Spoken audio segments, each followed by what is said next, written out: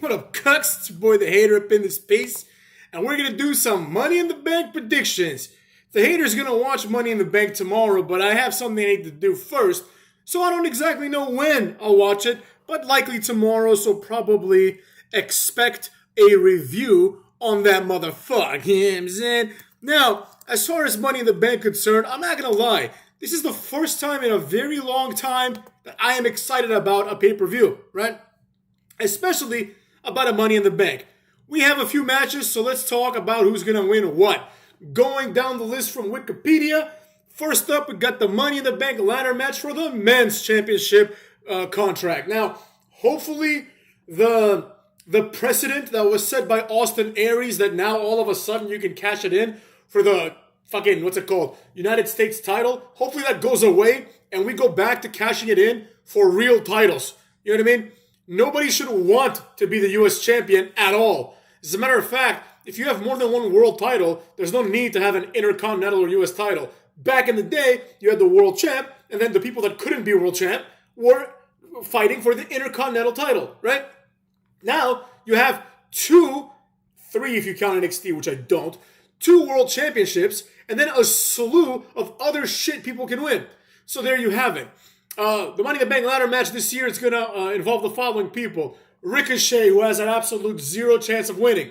Shinsuke Nakamura, who has a small but basically 0 chance of winning. Santos Escobar, who has a 0 chance of winning, in my opinion. I mean, anything's possible, but I don't see Santos Escobar. I see him being released next year or being in a 3-way tag team with Los Lotharios and NXT. I don't know where this guy's going to go. Butch, who normally would have a 0% chance, but because we're going to be in England, he's got a small chance. You know what I'm saying? You can't just say that the chance is 0 for Big Butch over here, right? Damian Priest, who I would say is the 3rd favorite to win. Logan Paul, who I think is the 2nd most likely to win. And of course, the favorite and the person that should win, LA Knight. Yeah, you understand me? So, the reason why I think LA Knight is going to win is because out of all these people, he's the only one who has potential to just not be a mid-carder for the remainder of his career. I guess you could say the same thing about Damian Priest, except for the problem is that a few pay-per-views ago, Damian Priest got his ass kicked by Bad Bunny. So it's just not believable for this guy to become Money in the Bank, in my opinion. Some people, one of my followers, I forgot his name, I think it was Mohammed, but I could be wrong.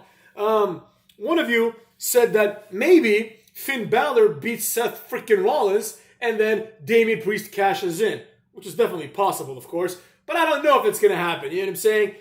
I feel like both of those two things independently are unlikely. And then Judgment Day breaking up for no reason seems to be unlikely. And then also it happening the same day also seems unlikely. So I'm going to say that's not going to happen, but who knows, right? That would be interesting if they do that, at least have it mean something. You know what I mean? Next up, we've got the women's Money in the Bank. Zelina Vega, Becky Lynch, Zoe Stark, Bayley, Io Sky, and Trish Stratus. Now, I know everyone's thinking that Io Sky is going to win, but I personally think that Trish Stratus should win. Not only do I think she's the best wrestler out of all the people here, but also she is the one that I think would benefit the most from this, right? She's the one that hasn't been women's champion in a fucking eternity, right? The rest of these broads either are complete jobbers like Zelina Vega and Zoe Stark, or have been multiple-time champions like Becky Lynch and Bayley. Io Sky is probably going to win, but in my opinion, Io Sky adds absolutely nothing. I guess maybe if they want to do an Io Sky-Asuka feud, that could benefit, but I don't really care about this match, to be honest. I just want to see some cool spots, maybe, but I'm probably going to fast forward through this motherfucker. Then we've got a match that I'm actually looking forward to. We have our good friend Cucky Rhodes, motherfucks, wrestling a much better and more entertaining wrestler named Dominic Mysterio. Now, people are thinking that I'm fucking around. I actually really like Dominic Mysterio. You want to know why? Because unlike these other jobbers, Dominic Mysterio has a character, right? He is a young, up-and-coming guy who has betrayed his father, basically for a woman, and consequently for the Judgment Day, right? And then within that, he's got all this development. He's growing his hair out, so it's like Eddie Guerrero's hair. You know, he has that whole thing going on with Rhea Ripley, which I think is pretty good. I don't think it's like as great as everyone's making it seem, but I think it's pretty good. So I personally think Dominic should win because what's one more loss for Cody Rhodes? It would actually be pretty cool because Rey Mysterio put Cody Rhodes over at like WrestleMania 25, and now maybe Cucky Rhodes can return the favor to his son. But obviously, more likely than not, Cody Rhodes is going to win. And that's probably what's going to happen. There's obviously a small chance that Lesnar comes back and just destroys Cody Rhodes, setting them up for their third match, maybe at SummerSlam. But we'll see, right? It doesn't really matter. Even if he costs Cody this match, like, that doesn't really mean anything, right? If Dominic Mysterio beats him, like, because Brock Lesnar F5'd him, that doesn't really do anything for Dominic Mysterio. However, on the other side of the coin, if Cody Rhodes beats Dominic Mysterio in 3 minutes, 5 minutes, 7 minutes, 10 minutes, or 20 minutes, it does absolutely nothing for Cody Rhodes, right? It's just, oh, he also beat fucking Dominic Mysterio, right? Dominic Mysterio is like an undercard guy at this point. But I think this marks a good point for Dominic Mysterio. This is a pay-per-view match, motherfucks, and a pretty big pay-per-view. And also, perhaps more importantly, it's a pay-per-view match where he is completely unrelated to his father, right? He's not tagging with his father. He's not going against his father. He's just there as a wrestler named Dominic Mysterio, right? Which I think is quite brilliant. Anyways, next up we got Seth Rollins versus Finn Balor. I actually think it would be okay if Finn Balor won. You know, then Judgment Day can have the male and female champion, and then they can do the inevitable. Finn Balor once again versus Edge, and have Edge win the title before he retires, if he decides to retire at next year's WrestleMania. You understand me? Seth Rollins as champion, to me, adds absolutely nothing. You know, I don't really see what the point is of Seth Rollins anymore. Now he's just like a goof, and he's just like he's basically like a sillier, like less entertaining AJ Styles, and we already have AJ Styles.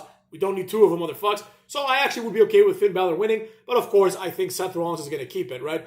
I don't think it matters much, because whoever it is, obviously, if the Money in the Bank is going to be cashed in on a world champion, it's going to be cashed in on this. But imagine how cool it would be if, for example, I don't know, LA Knight wins the Money in the Bank and then cashes in on Roman Reigns. That'd be fucking amazing, right? Anyways, you could make a star like that in 2 seconds. Then we have what I believe is going to be the real main event. Not what I believe. It's going to be the main event. It's going to be interesting to see, because in the list here they have 2 other matches, so let's talk about them first. Ronda Rousey and Shayna Baszler versus Liv Morgan and Raquel Rodriguez. In my opinion, this match is just to be skipped. I don't give a flying fuck who wins this match. I don't give a flying fuck if this match happens or not. I couldn't care less. Then we've got Gunther versus Matt Riddle. Normally, I'd be excited for this because this could be a really good match. But the problem is, Matt Riddle has been jobbed out since his return, so I don't really care anymore, right? Gunther is obviously going to win. I couldn't give a flying fuck about Matt Riddle anymore. They've really done a horrible job reintroducing him, right? He doesn't do the RKO anymore. He doesn't really do anything meaningful at all anymore, so it is what it is. Then we've got a notable absence in the fact that we don't have fucking the tag team champions in this pay-per-view, which really shows how important Kevin Owens and Sami Zayn are. They're completely irrelevant, right? Despite the fact that they beat the Usos are still bigger stars or bigger draws at this point than both Kevin Owens and Sami Zayn. It's now getting to the point where it would not be insane if Jey Uso, or Jimmy would be like less likely, but if Jey Uso were to one day become WWE champion, it wouldn't be crazy, because the Usos are massively over. I mean, I personally think this is like kind of like the one of the worst parts of the Bloodline storyline. I personally think them getting together was going to be more entertaining, right? Because, you know, now they're like, you know, over the hill, right? Now it's like everything's going to be downhill from now on. And personally, it doesn't make any sense to me why the Usos betrayed Roman Reigns. Oh, he disrespected you. So what? He's been disrespecting Jey Uso for like 4 years. Remember when he was like beating the hell out of Jey Uso for not falling in line and then choking out Jey Uso until Jimmy Uso says I quit on behalf of Jey Uso? You know what I'm saying? What are you talking about? The disrespect has been going on since he was in the Shield. He's been disrespecting the Usos. So this idea that all of a sudden now Jey Uso feels disrespected and Jimmy Uso also feels disrespected is ridiculous, because they've been disrespected for quite some time. But that's neither here nor there.